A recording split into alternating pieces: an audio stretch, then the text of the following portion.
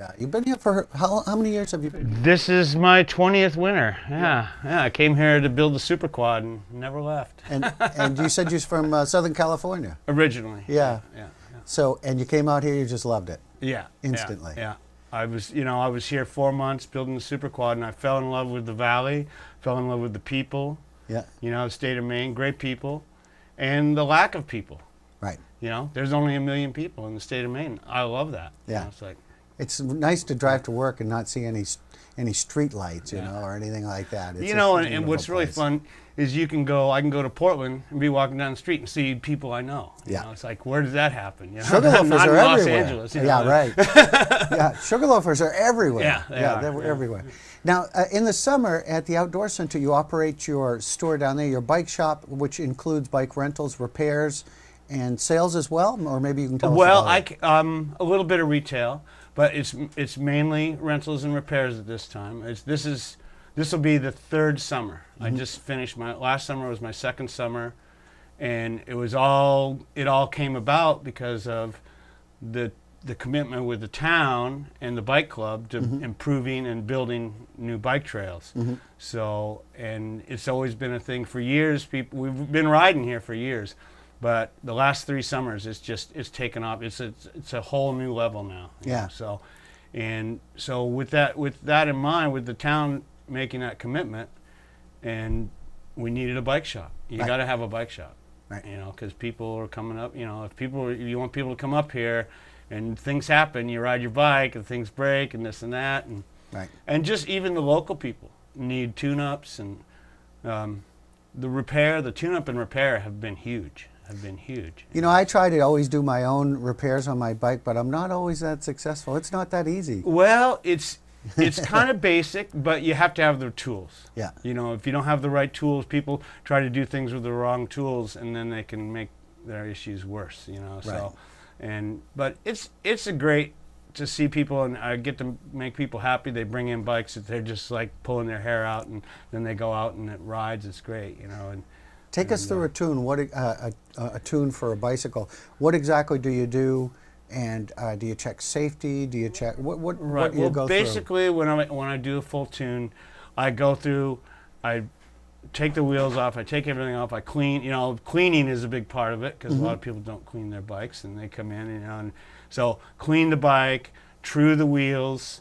If they need new cables and housing for shifting and brakes, I change all that. If they need new brake pads, so the parts are extra. But a basic tune, if you don't need anything, I do that. It's like $45 for a tune. Oh wow, that's very reasonable. Yeah, it's probably one of the best deals in the state of Maine, actually. Yeah, But I mean, I'm just trying to get this thing going, and it has been really successful. So anyway, true the wheels, make sure the air's, tires are pumped up and everything's working and shifting good. And when you're truing the wheels, are you actually adjusting spokes to make sure that they're straight? Yeah, exactly. You have a stand, you put the wheels on a truing stand, and then you tweak it one way or the other till it's perfectly, Oh, that's great. true. And yeah.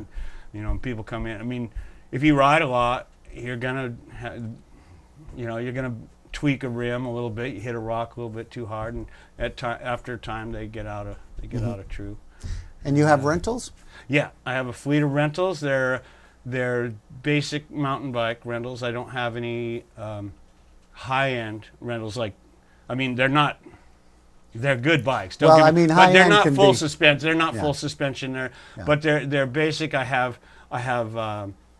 29ers, which everybody likes. That's a bigger wheel. I have some 29ers for rent, and then some regular 26-inch wheels, mountain bikes, and they're just front suspension. They all have disc brakes on them, mechanical disc brakes. Which is the preferred? Well, the preferred might be hydraulic, but mechanical, but disc brakes definitely are reality. Yeah. Right. Rim brakes, they're kind of a thing of the past now. But all of my bikes, except for the little kids' bikes, they all have. Oh, that was my disc next brakes. question. Yeah. You do have kids' Yeah. bikes. I have 2 kids' bikes Yep. in my fleet, and I haven't really found the need for any more than that so far. Well, hopefully that'll But the thing expand. is, I can always get bikes. If as things change and. Right. And a new thing, I was just talking. I knew I was going to be on TV today, so I talked to Charlie Woodworth from Maine Hudson Trails. You know, he's the executive director.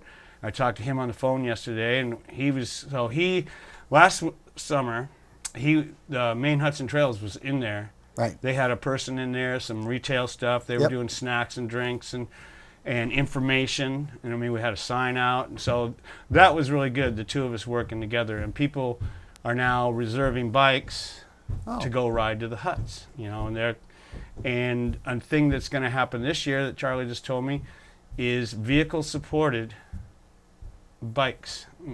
You know, bike trips. So in other words, they would come to the outdoor center and either get a bike from me or bring their own bikes, have their gear. Because one thing we saw last year is it's pretty tough. It's tough to get, you know, there's some hills to get to, you know, to our huts, you know. There are. There are some hills. And if you've got a backpack, you know, I mean, it's not a whole lot of fun riding a mountain bike with, you know, 30 pounds on your back, you know. It's like, so what we're going to have is we're going to have either guided rides or non-guided, however you want to do it. And then it'll be vehicle supported, so that your gear will be at your destination when you get there. And I think that's really going to be a great thing for a lot of people. You know? On all the trail expansions and building and design, what has excited you the most out of all of that?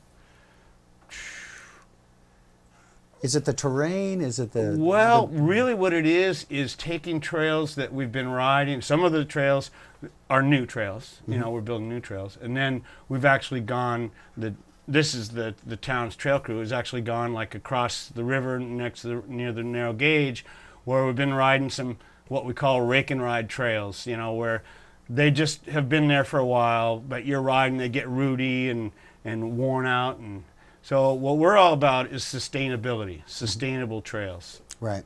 Trails that have good drainage, so you're not riding, you know, across roots, and then you know, the more you're riding across roots, then the rougher it gets, and pretty soon it's not fun. So like those trails, that was the most exciting thing. They spent a month on the other side of the river last summer. Wow. And there's 3 sections, and I think this summer they're planning on doing, there's another couple sections they're going to do. 3 sections that they rerouted, and they turned stuff that was, you know, it was fun, it was mountain biking, into a whole lot more fun for a whole lot more people, for more abilities.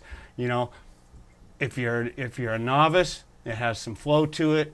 If you're an expert, you know, and you think it's too easy, ride a little faster, you know what I mean? But they have a lot of flow to them. And then, of course, in the outdoor center, the new trails up there above, like the warming hut, the warming hut in the outdoor center, there's a whole lot of new stuff that was built last year, and it's just incredible riding. I mean, people are coming up now every weekend. The buzz is out. You know, people in Portland they're going, oh yeah. Yeah. You know, because mountain bikers are always looking for good places to ride. Sure, sure. And we getting the support of the town and Maine Hudson Trails, and it just gets better and better. I'll tell you, my dream, and I've had this dream since the 90s, is I'd love to see trails from the top of Whiffletree run. You know, I mean, I don't know. It's a huge undertaking. You know, you'd have to commit to it, and the mountain would have to commit, and we could work together with the town to build. You know, you'd have to build trails. Yep. You know, I mean, down from the top. But one big dream of mine would be to be able to get off the top of the lift of Whiffletree, then ride down any number of trails that might be there, then into the outdoor center, then down the outdoor center, then across at Campbell Field, over to the narrow gauge, and then ride all the way down the narrow gauge, get a shuttle at the town park, right back to the bottom of the lift. What a descent. I know that would be an incredible thing to offer. It would be absolutely. But we'll see someday. But right now, I mean, there's a lot of cross-country riders. People are coming up there riding. We have the race. We're having the backcountry. Are you a member of the New England Mountain Bike Association? Yeah. And with them, and like I say, between the club and the town and Maine Hudson Trails, it's just been great, you know. And the mountain too. They've allowed us to be in there in the summer. And I mean, the town technically owns the outdoor center, but we've been able to come in and use that retail space for our shop, and you know, just to grow. I mean, it's needed. It's great to see. Yeah. I've seen the growth. My business from the first summer to the second summer basically doubled. You know, That's great. You know. Yeah, and it's only going up from Yeah, here. We're it getting was- a reputation around New England of being the mountain Right, bike mecca. right. I mean, we had that article. There was that big article, Sugarloaf Maine magazine. You know, the bikes got a big piece of that. It was great. Yeah. You know, it's like, Well, fantastic. Now, when will you open down there? Typically Memorial Day weekend. That's what I've done in the past. You know, if I can get in there a little early, I know that there's people have been talking to me and they want to get their bikes worked on. You know, and maybe won't be riding the trails by Memorial Day. We'll see the way it's going now. But I think if we get some warm weather, things, you know, things will dry out. There'll be no break from you. You'll be going right from tuning to Yeah, tuning. exactly. Yeah. That'd be all right with me. Yeah, Yeah. It's funny, people calling you already. They're getting the itch for it. Yeah, and see, that's another beauty of these new trails is that they do drain off pretty well. So once the snow's gone, they're going to dry out good, and it'll be good riding, you know. I know earlier. some people were riding actually when we didn't have much snow towards the beginning of the season. People were getting out there and riding. Oh yeah, I was out there. I was one of those people. In fact, I rode on Thursday, this last Thursday. Did you? Yeah, I was riding. I have my old hardtail mountain bike, and I have studded tires on it, and I went out and rode some of the stuff on the other side. You know, it's when it's frozen hard. Yeah.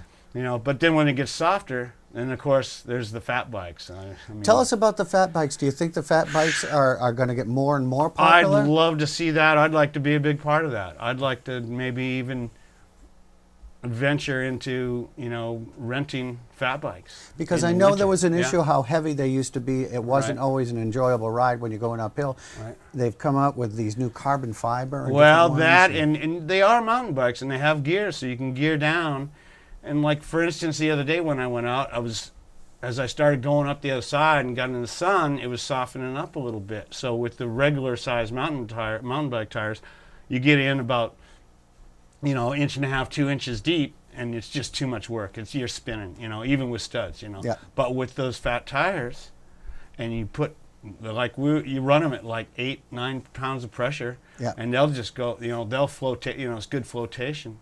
And I've got friends of mine that they ride them in the summertime too. In spring, when it's really mucky and muddy, you're going to have a lot more flotation. You're going to sink. You're not going to sink into the mud as Well, you deep. can use them on the beach too if you're down in south. the sand. Yeah, And they seem to be a really sensible thing. And Right. I know the first year they came out, there was a bit of a shortage. When I was trying to find one, they had sold more than they they're getting anticipated. big now, and they're improving them.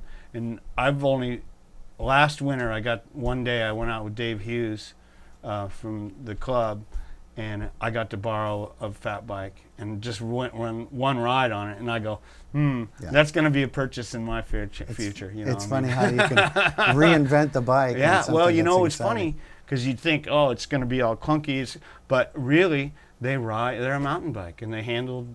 I was surprised how good it handled. It's It was smooth good. ride. Yeah, Yeah, that's great. Hey, Bob, I can tell All you're right, hey. passionate about. You're ready for some riding.